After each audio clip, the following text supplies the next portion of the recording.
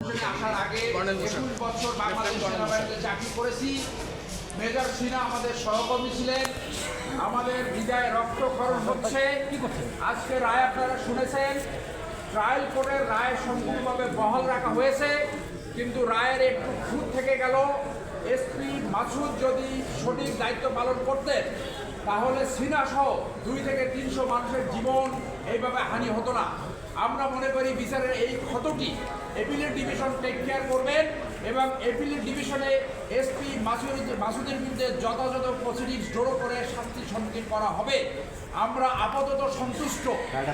আমরা রায় আপনারা শুনেছেন, ট্রায়াল কোর্টের বিচারিক আদালতের যে রায় ছিল 2 জনের ফাঁসি, লিয়াকাত এবং প্রদীপ এবং বাকি যে 6 জনের যাবজ্জীবন সেইটা বহাল রেখেছে।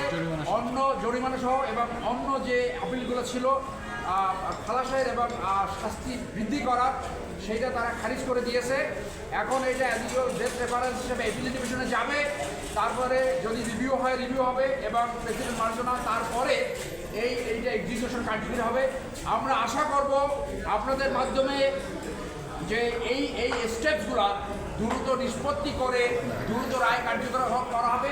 এবং আবারও বলবো, মাসুদকে অবশ্যই বিচারের সম্মুখীন করতে হবে। আমরা এমন কোনো এসপি চাই না যে খুনি ওসিকে প্রতিপালন করবে এবং বাংলাদেশের নাগরিকদের এইভাবে পাখির মতো খুন করবে। অর্থাৎ SP Masud should B A case story এবং এসপি মাসুদকে অ্যাপিলেট ডিভিশন বিচারের আওতায় আনবে বলে আমরা আপনাদের মাধ্যমে জাতির কাছে এবং বিচার বিভাগের কাছে আশাবাদ ব্যক্ত করব।